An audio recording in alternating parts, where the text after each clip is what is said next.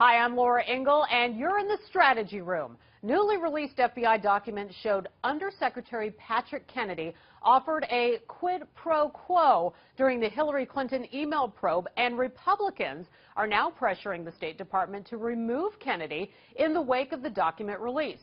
Joining me now, Democratic strategist David Mercer and Republican strategist Brad Blakeman. Welcome to you both. Thanks. Been looking forward to asking you guys about this. There's a lot to get through. I want to start with you, David.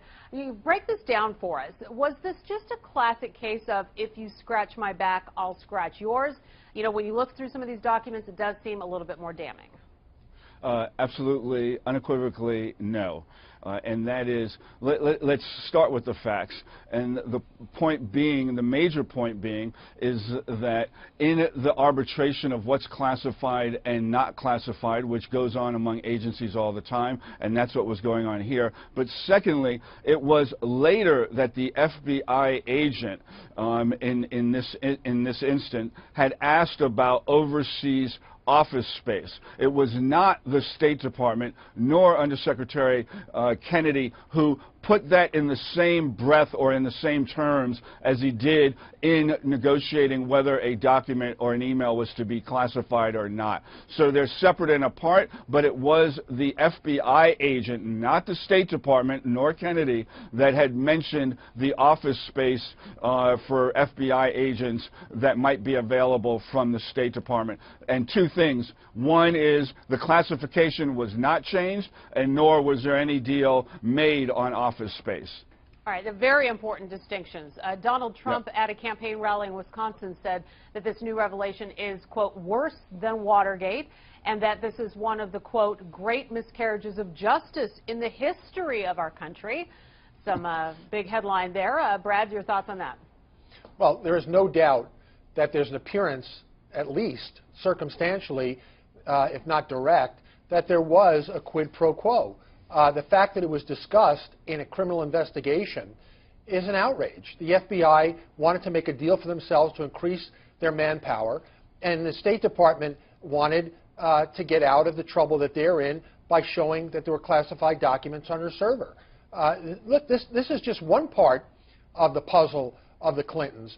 Look, she had a private server when she was the Secretary of State. It wasn't incidental. It was exclusive. All her official government... Been dealt with. No, it hasn't been dealt with. FBI decided not to go further. Let me tell you why it hasn't been dealt with. Because the court of public opinion is going to rule on whether it's dealt with. Maybe polls aren't showing that. I'm sorry, but the polls aren't showing that. Let's see what happens. Right. But in any event, the court of public opinion will decide this case one way or the other, not a criminal court. All right, guys. Well, the State Department is known to have very high ethical standards.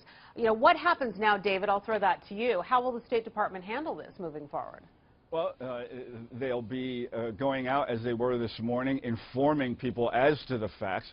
I mean, you had Chairman Kafritz going out and making these allegations that have been echoed by Trump's, as you had alluded to, and in fact, he hasn't even read the documents. So if you go and read the documents, one, there was no deal ever consummated. Secondly, there was no deal in the first place. And thirdly, it was mentioned by the FBI agent. It was not mentioned by Patrick Kennedy. So there you are. That will be revealed coming out. And then we can move on to the issues that are of more importance to the American middle-class family and the rest of America that's going out to vote on November 8th. All right, well, let's bring this back around to the quickly approaching election. Do you think this could affect the outcome? How much weight will voters put into this, guys? I'll start with you, Brad. Well, look, it's hard to break through with a media that is so in the tank for Hillary.